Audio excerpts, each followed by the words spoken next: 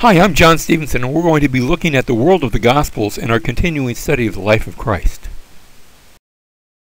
When we go from the Old Testament to the New Testament, we find out that 400 years have passed and the world has changed completely. It's a different world, so that we're looking at different geographical regions. Instead of focusing on Mesopotamia and the Middle East, our gaze is going to begin, yes, still in Israel, but switch to the west to look to places like Greece and Rome. There's going to be different languages involved. The Old Testament, largely written in Hebrew, there's a few chapters in Aramaic, but the New Testament is written entirely in the Greek language, because this had become the new common language. There were different national invaders in the Old Testament. As the Old Testament comes to a close, it was the Persians who were in charge of the world. They were running the known world. When our New Testament opens, it has now become Rome that is the big superpower. There's different types of literature that are now known to people. And I think literature makes its impact upon world and world culture.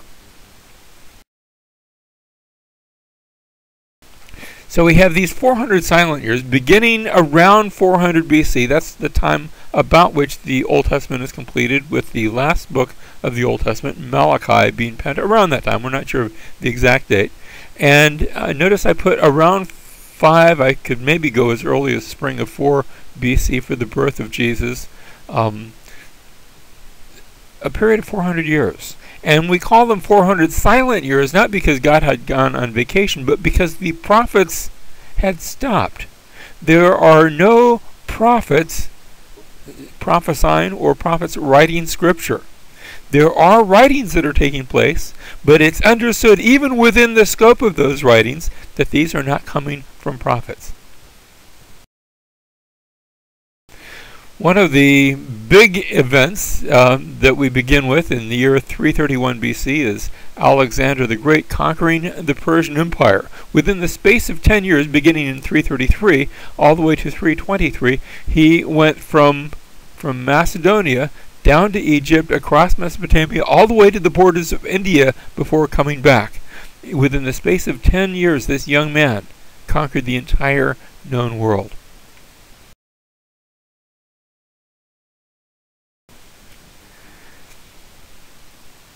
Looking at some of his initial travels, coming from Macedonia in 332 BC, he comes down to Tyre, and each city to which he would come, his policy was always the same: open your doors, your gates to me.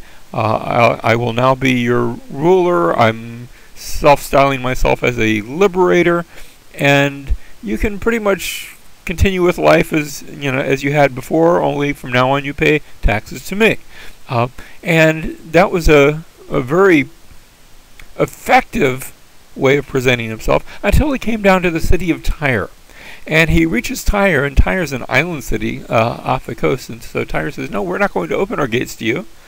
And Alexander says, well, we'll see about that. And he besieges the city. Now, it's a city that is located both on the mainland and an island city off the coast. And he besieges the city for a period of 7 months and builds a causeway, because he didn't have much in the way of a navy, builds a causeway from the mainland out to the island, showing the determination of this young man. And he captures the city of Tyre. Its inhabitants, those that survive, are carried off into slavery. And in doing so, he is fulfilling a prophecy of the scripture in Ezekiel chapter 26 that promises how the city of Tyre would be taken and the very stones of its walls would be cast into the sea.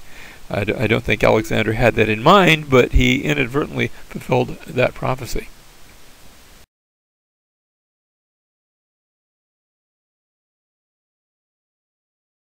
So Tyre falls July 29, 332 BC after a 7-month siege, and then he continues southward toward Jerusalem.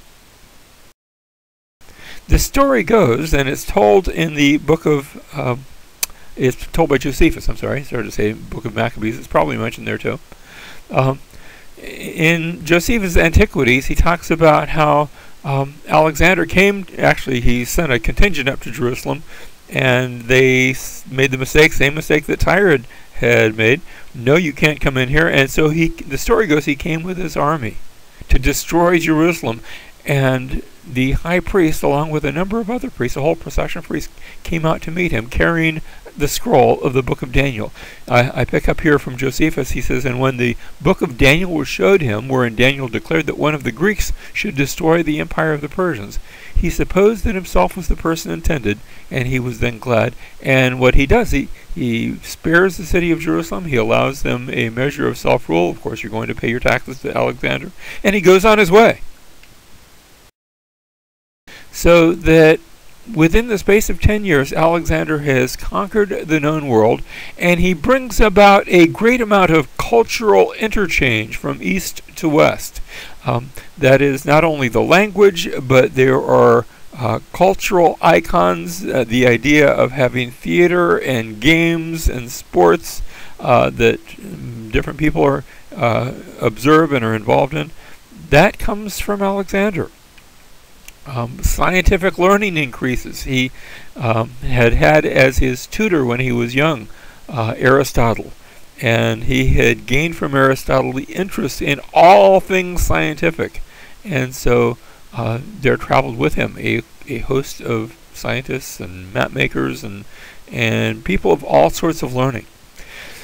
Hellenization, and that's just another word for Greekization. Hellas is what the Greeks call their country even today. And he brings this Greek culture and this Greek influence into the ancient world. It will change the world. The Greek language is a part of that, so that, as we noted before, our New Testament is written in Greek, not in Hebrew, not in Aramaic. But now Greek is having its impact. This is the language of the educated. As Alexander dies, and he's only in his early 30s when he gets sick and dies, we're not sure, was he poisoned? Did his riotous living catch up with him? We're not sure why, but he was in Babylon at the time of his death. His generals gathered around him and asked, "To whom do you give your kingdom?" And he whispered out, "To the strongest," which meant there was going to be a power struggle after his death, and there was. The empire of Alexander scattered in a number of different directions. Ptolemy grabbed Egypt to the south. Cassander and Lysimachus grabbed Thrace and Macedonia, and having said that, I'm not going to mention them again. There was a king by the king. He was actually one of Alexander's generals, Antigonus the One-Eyed, who made an attempt to grab Mesopotamia and Anatolia, but he's not going to hold on to it. Instead, the other kings sort of come up against him, one of them being Seleucus, who had been one of Ptolemy's generals. And Seleucus and Ptolemy win the battles, but Seleucus takes for himself that territory, doesn't give it back to Ptolemy. And so these are going to be the two big power brokers for the next couple of hundred years. There's Ptolemy in Egypt, and all of his descendants will be named Ptolemy, all the way down to the very last one, who will break the mold and will be known as Cleopatra. But all of the sons of Ptolemy will be called Ptolemy the first, second, third, fourth, fifth, sixth, and so on. And then I have the Seleucids. Now there are going to be a number of different names there, and we'll see a few of them, ruling Mesopotamia and also ruling Anatolia, that portion of country that we call Turkey today.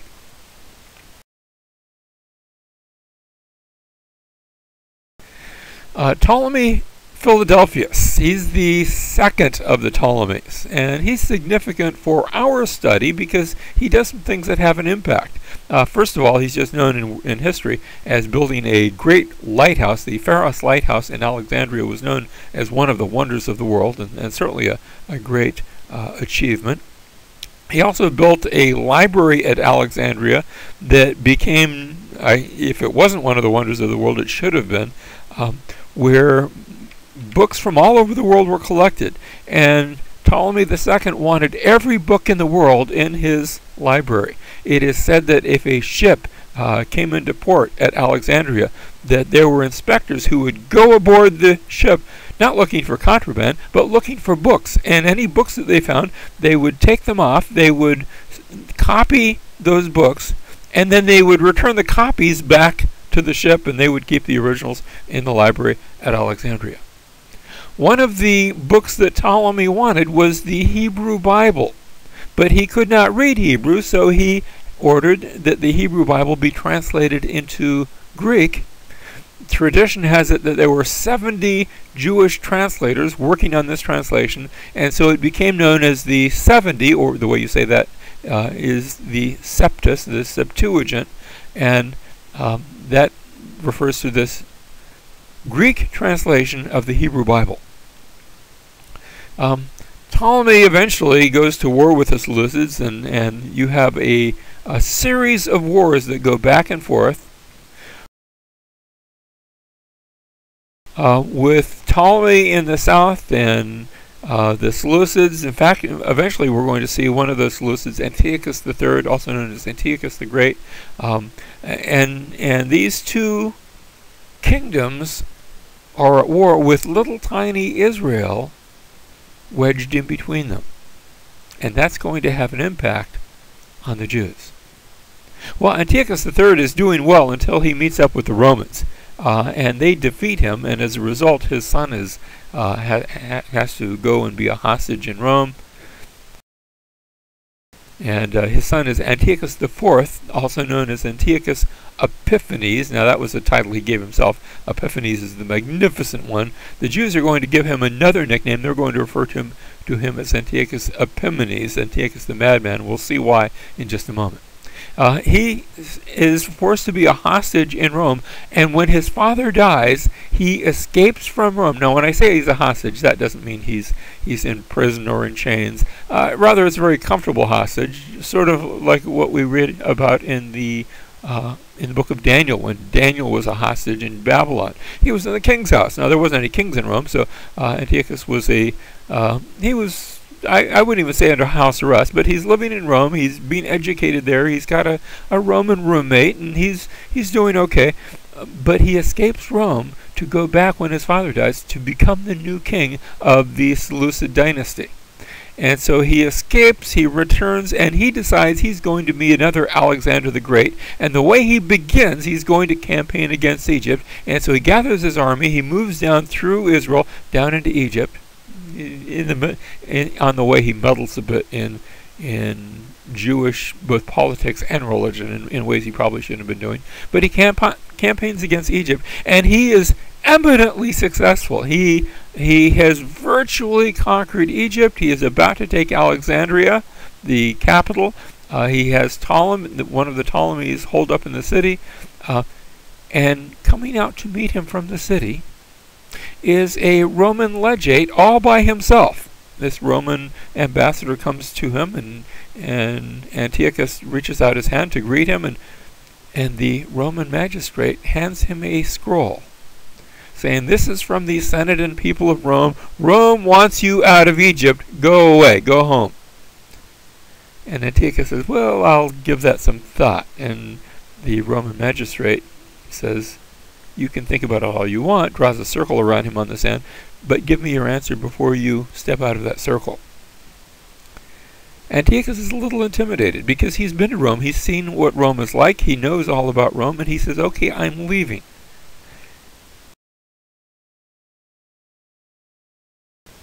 And so he returns home, and he's on his way home when he finds out that news of his death. Now, he hadn't died, but a rumor had gotten out that he had died, and there's a revolt in Judah. And Antiochus wants to take, he's frustrated, he wants to take his anger out on someone, and he comes to Jerusalem, and he marches into the temple, kills a bunch of the Jews, and he says, "From now on there's going to be a change, no more Judaism. I'm going to impose these regulations. First of all, Jews are no longer allowed to assemble for prayer. If you're going to pray, you pray individually, and I want you to not pray to this God that you've been praying to. I want you to pray to Zeus. and so observance of the Sabbath is forbidden, and possession of the scriptures are illegal, and circumcision is illegal. We're going to stamp out Judaism once and for all. Dietary laws are illegal, and to see that this is carried out, he orders contingents of soldiers to go around the country, setting up altars to Zeus, and slaying a pig on the altar, and everybody come and partake of this sacrifice. Pagan sacrifices, therefore, are mandated, and everybody is required to participate, and those who do not are tortured and put to death.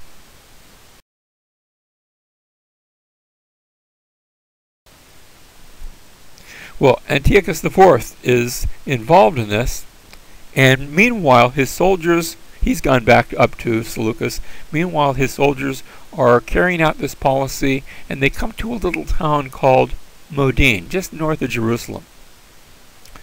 And they set up the altar, and they take the pig that's going to be sacrificed upon the altar, and they call the townspeople together.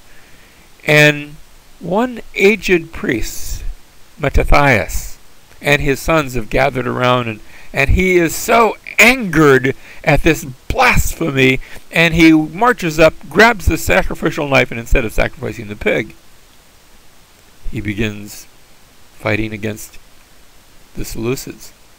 And they go to arrest him, and his sons jump into the battle fray, and before anyone knows it, a revolt has broken out, the Maccabean Revolt. Now it's called the Maccabean Revolt because they had hammered the Seleucids in that town. The way you say that is that's from the word macabre, and so they're known as the Maccabeans, the hammer strikes against the Seleucids. It takes place in 167 BC. And Mattathias, he's not going to live much longer after this. He's an old man. But his sons take up the challenge, and one of his sons in particular, Judas Maccabeus, Judas the Hammer, continues this revolt, and eventually they liberate the temple and cleanse the temple. In fact, that is celebrated by the Jews every year at Hanukkah. That's called the Feast of Lights, or the Feast of Dedication, where they celebrate the cleansing, liberation, and rededication of the temple. The war doesn't stop there. It just begins. And eventually the Maccabean rebellion, it takes a number of years of fighting, but eventually it succeeds in liberating the Jews, where they are now under their own leaders. Now initially they are under the Maccabean priests, because remember Mattathias had been a priest and his sons were priests. And these priests eventually are looked up to by people, by the Jews, as their leaders. And eventually, they don't do it immediately, but on down after a few decades, they begin to refer to themselves not just as priests, but as kings. And so we refer to these as the Hasmonean kings. Hasmonean because they're from the house of Hashmon. I guess we could call them the Maccabean kings, but that would be the nickname. And they're going to rule for about 100 years. But meanwhile, Rome is on the horizon. Rome has already made itself felt known by ordering Antiochus out of Egypt, and Rome is becoming a bigger and bigger power. It finally comes to a head with Pompey the Great. He called himself that, and I guess the name caught on because we're still using the title as well today.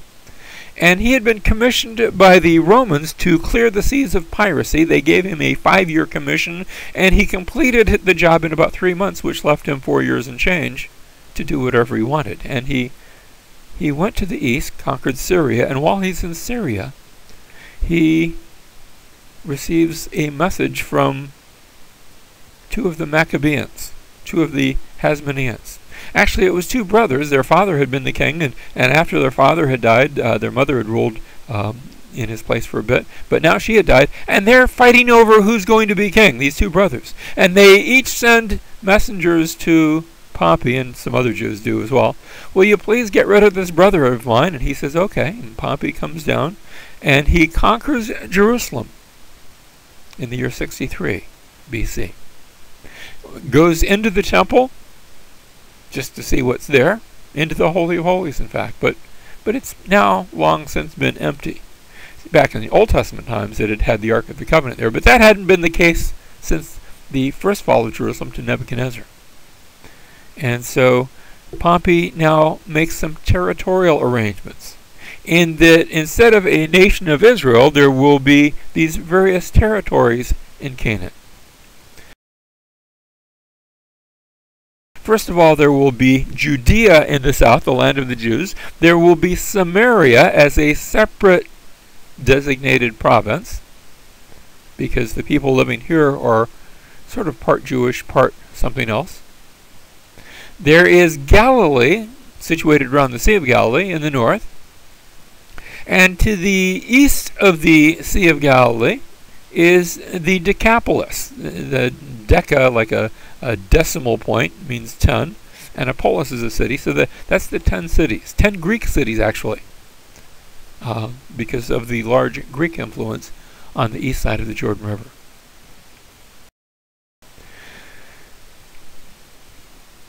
Pompey doesn't quite trust the Jews to rule over themselves, and so he finds an able man by the name of Antipater, who is an Idumean. The Idumeans, from Edom to the south, had been annexed by the Jews in an earlier generation, and so Antipater is looked at by an outsider as, well, he's just one of that country. The Jews didn't view him as such. And Antipater, is given the position of procurator, so that his job is to procure taxes for Rome. And as such, Antipater puts two of his sons in charge of the various provinces. Faisal, his oldest son, is in charge of Judea, and he has a young son, barely 20 years old, by the name of Herod, who is put in charge of Galilee.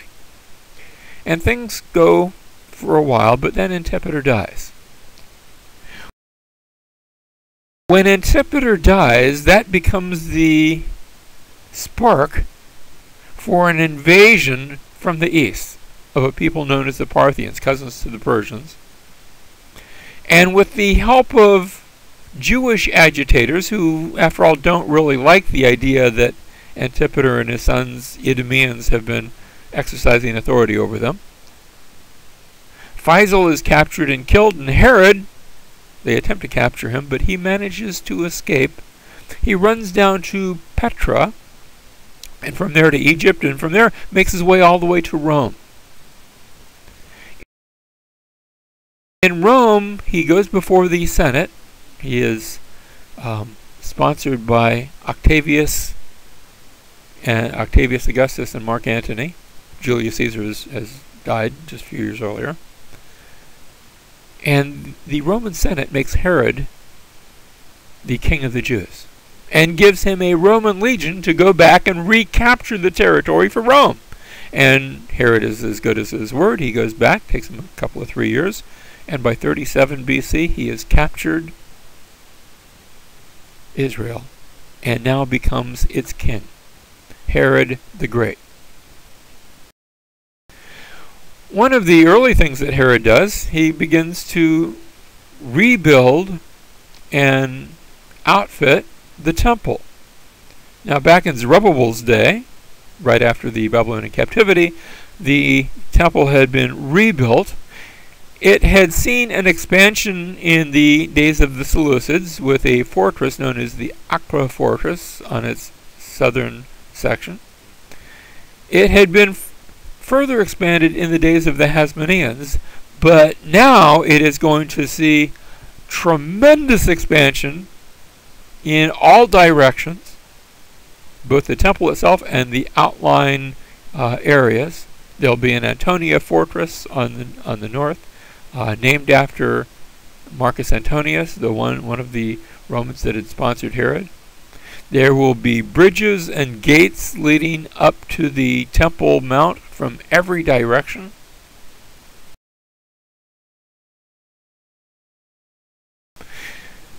Herod also builds a harbor at Caesarea. Israel has no natural harbors, and so he builds an artificial breakwater, in which was a major feat of architectural triumph. You can go to Caesarea today, and concerts to this day are still held in the theater that was originally built by Herod the Great. There were no natural springs there, and so water was piped in on 3 huge aqueducts, bringing water from as far away as 10, 15 miles away from the mountains. However, it's not long before Herod begins to run into some troubles, domestic troubles in particular. Herod had married the last surviving princess of the Hasmoneans, the Maccabees. And he married her, and it seems that he also fell in love with her. Had several sons by her, and it's not long before he begins to uncover plots aimed at killing him and putting his 2 sons in power in his place. And so Herod has 2 of his sons, and then another son murdered. In fact, he had killed so many of his sons that Octavius Augustus, the emperor of Rome, quipped that it's better to be Herod's hus than to be Herod's huios, that it is better to be Herod's pig than to be Herod's son, because after all, Herod didn't eat pigs. They were an unclean animal, but Herod had rather gobbled up his own sons. So as we come to a close, notice we've spanned this 400 silent years. We had the Old Testament completed. We had Alexander the Great coming on the scene. We had the Hellenistic kings, in particular the Ptolemies and the Seleucids, followed by the Maccabean revolt, where the Jews for a time won their independence and were ruled over by the Hasmonean kings, and that came to an end with Pompey the Great. And now Rome is on the scene, and as our New Testament is about to begin, we have the death of Herod the Great in the year 4 BC. Now let's talk a bit about first century Judaism. There were 4 major sects, and then there was just the greater mass of people that didn't really fit into any one of these. Maybe you could describe them as being right in the middle. You had, on the one hand, the Sadducees. This was the ultra-Orthodox, at least that's how they viewed themselves. They had their presence especially in the temple, and they were all concerned with what you did in the temple, with the sacrifices, and the scriptures to which they held was the law of Moses, Genesis through Deuteronomy. If it came after that, well, they didn't give it that much credence. So that things that are only mentioned later in the Old Testament, like the resurrection, they discounted that. They didn't hold to that as being authoritative. They denied the existence of angels, resurrection. It's almost though they were more interested in what do you do in the temple, what kind of sacrifice do you do, have I got that right? And if you do, then everything else is just up for grabs. Sometimes we look at them and we think, well, they look like maybe the liberal party that had been influenced by Hellenistic culture. I think they would have been shocked by such a suggestion. Rather, they viewed themselves as the ultra-Orthodox. There were also the Pharisees. Now, the Pharisees, the word Pharisee comes from a term meaning to separate. And they were trying to separate themselves from evil and from sin. And this was actually I'm going to call them the liberal party, not in a secular sense, but they saw religion as having changed a bit. That is, you had not only the law of Moses, but then you had the rest of the Old Testament and the oral law and the traditions. And they sought to follow everything. They were the ultra-religious people, at least in their minds. Sadducees and Pharisees didn't quite see eye to eye. The Sadducees did not believe in a resurrection. The Pharisees did. Because that's described later in the Old Testament. The Sadducees, they weren't so sure angels existed. The Pharisees were firm believers in angels. But there were two other groups we need to mention. The Essenes. The Essenes looked at both the Sadducees and the Pharisees and thought neither one of them went far enough. They looked at those groups as being far too worldly for their tastes, and so they had left town. They didn't care for the Sadducees and what had gone on with the Hasmoneans and the kings and the priests and all. And so they rejected that priesthood, and they said, you have the wrong priests, and they're changing some of the days where you worship, and we don't care for any of that. So they had gone down by the shores of the Dead Sea and had set up a little tiny community. And there they were, happily unto themselves. One of the benefits of the Essenes is that they made copies of the scriptures, copies that continue to this day, and were recently rediscovered in the late 1940s, the Dead Sea Scrolls. And we owe them quite a bit when it comes to those very early copies of the scriptures. The fourth group were the Zealots. These were the folks who were the nationalists of the day. They said if we could only get rid of Rome, then everyone would be happy. We want political stability. Actually, they needed some instability to get there. They needed to conquer Rome. And they were all about, I'd rather fight if I'm going to be right. And so you have these four sort of poles, and the vast amount of people were somewhere in the middle of that. You know, most people were not Sadducees or Pharisees or Essenes or Zealots. These were relatively small groups, but they were the extremes, with most people somewhere in the middle. It is said that the Pharisees enjoyed a great amount of popularity of the people. Zealots, well, they were troublemakers. And certainly they had their following. The Essenes were out in the desert. You really didn't hear too much of them. The Sadducees, they were ruling the temple. They were the aristocracy. Well, that completes our background lesson. Hopefully that hasn't put you to sleep. And now we're ready to begin our study of the life of Christ.